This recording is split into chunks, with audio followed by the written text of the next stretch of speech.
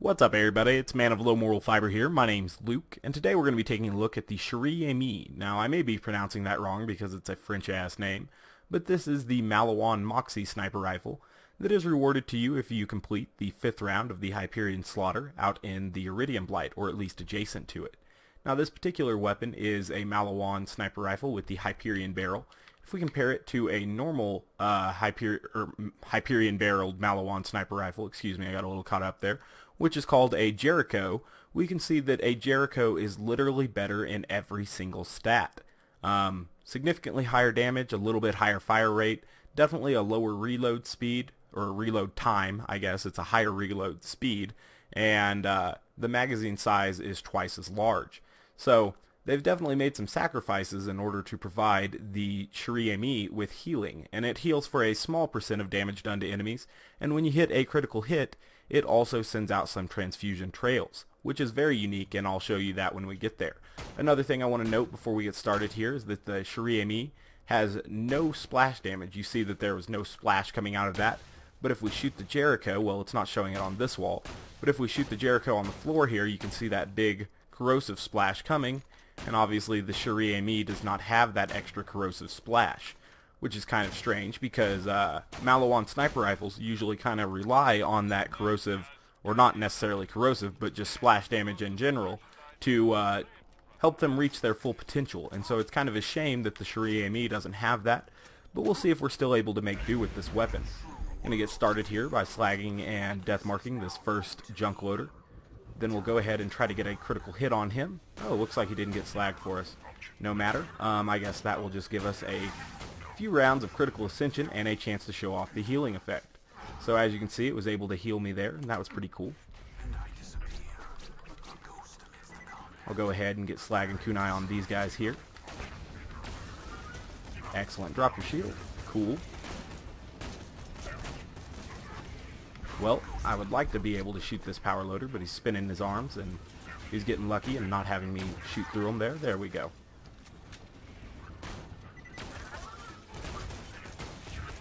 So one thing that's kind of cool about this weapon, I haven't used it too much, but when I did, I noticed that you could kind of face tank some enemies with these sniper rifles so long as you were able to keep getting critical hits, because you'd obviously be getting the immediate healing when you shoot the enemy, and then also some transfusion trails that come out as well.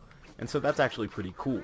You can see there that it's actually healing me when I use my kunai a little bit too, and so pretty neat little weapon. Does lack in damage, but tries to make up for that by having the healing effect, and so that's pretty neat. Good shot there. Excellent. Looks like we got an exploder up here. Try to shoot him before he comes and gets us. Excellent. I'll try to take my stacks of critical ascension up to the badass loader up here, but I imagine that they'll be mostly faded away by the time that I get there. Yeah, we might not have any at all by the time that I actually get this shot off. Oh wow, he didn't get slagged. That's nice. Well, I'm not too worried about his eye blast coming at me because, like I said, the Chere Amie has that heal, and you can see that when I got a critical hit there, it fully healed me up.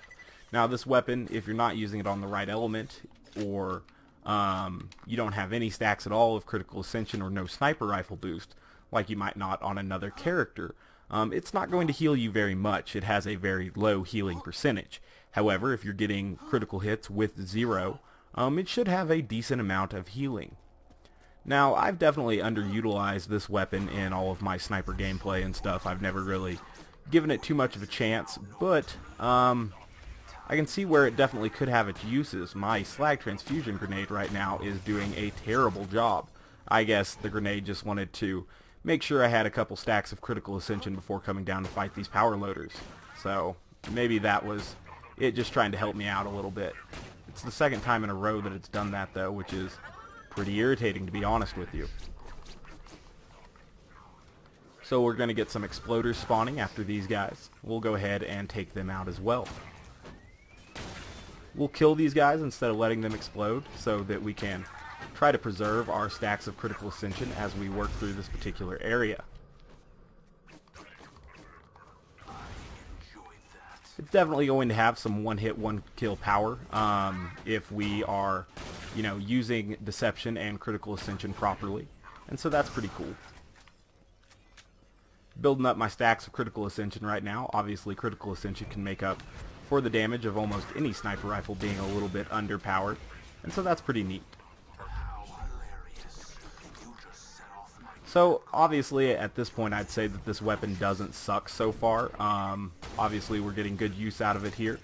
But, at the same time, this is a pretty unique map where the enemy's critical hits are pretty easy to hit. And this is definitely kind of a situational weapon because it's not the most damaging sniper rifle. And a lot of times, you would want a sniper rifle that has a higher damage potential than this one. However, this one obviously has that special effect where it heals you. And so that's something to look out for. We'll go into this next room here and take out some enemies. Doing pretty well. Haven't needed to use too many slag transfusion grenades because obviously the weapon has some transfusion healing to it. And that's pretty cool. Take out these guys here. Try to shoot through the power loader's arms, but he's blocking my shots a little bit so far. But we took him out nonetheless. I would really like this weapon if it did have the splash damage because that would increase its damage significantly. And obviously without that it is a little bit lacking in damage. Wow, I can't really see what I'm shooting out there. Finally was able to get a shot on that guy.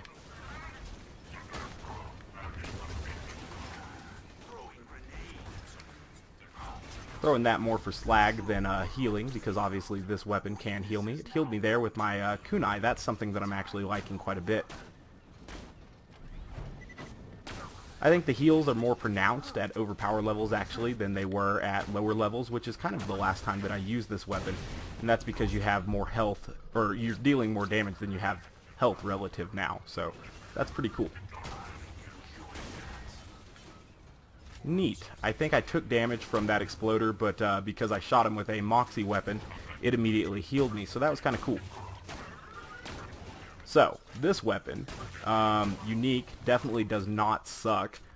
Because it has such high healing here at overpower levels, I've noticed that I've been able to kind of face tank these enemies and be a little bit more aggressive than I usually play, so that's kind of cool. I missed. That sucked. Alright, we'll go in and try to kill Pervy and stuff. Why not?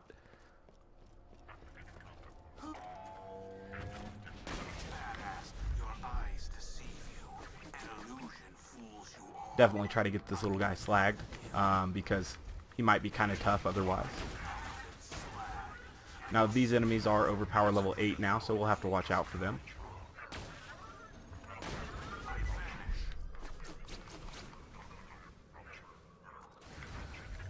Excellent. So we're taking them out with decent speed. Keep in mind that they are at 4-player difficulty, so that's something to watch out for. 4-player difficulty at overpower level 8 playing solo is definitely no joke, but we're working through them pretty quickly. Definitely want to have enough ammo to make it through the badass room after this with Hurley in it, so we'll watch out for that. Good, I kind of like that he didn't fully die there. That's actually going to give me a chance to get a little bit further away from him, get another critical hit on him, and that will preserve my stacks just a little bit more as we go into this badass room. I would like to have a few stacks as we get up here. Hopefully one of the badasses is going to spawn in a location that's close by so that I can definitely get a easy critical hit and a quick critical hit so that I can preserve my stacks. So as you can see there, I kind of purposefully took that shock damage so that I could show you that it would heal me very quickly. Excellent. So we got the other badass loader. He's already kind of got a line of sight on us, so that'll be something to watch out for. Keep in mind this is 4-player health, so they have quite a bit of health now. Get slag on this guy here. I think I missed with my deception shot. That was pretty bad. Excellent. So now we got Hurley coming. I did go ahead and bring a shock Chere Amie for this guy so that we should be able to take his shield down quickly. I don't like that my critical ascension stacks tick down during this cutscene. That really irritates me. I find that to be kind of aggravating, to be honest. So we'll go ahead and get slag on this guy, hopefully. Excellent. So we're building up critical ascension, taking down his shield. Go ahead and get death mark on him there. Another slag grenade. Now it is weird fighting Hurley because his barrels do almost no damage to you, so that's actually kind of cool. Get my heals there with the Chere Amie. Now we are out of transfusion grenades, which kind of sucks.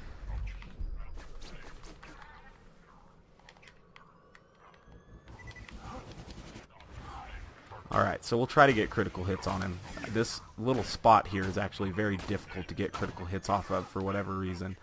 I'm not sure exactly why they did that. Maybe we'll aim for a hip critical hit or something, I don't know. Looks like those are a little bit easier for us to hit right now.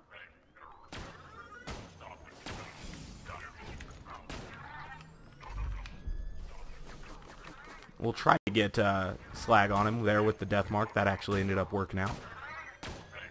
Keep hitting that hip joint, and we'll eventually take him out, so that's good stuff. Now there's going to be 2 more loaders, I think, and we'll go ahead and finish them off as well. Why not?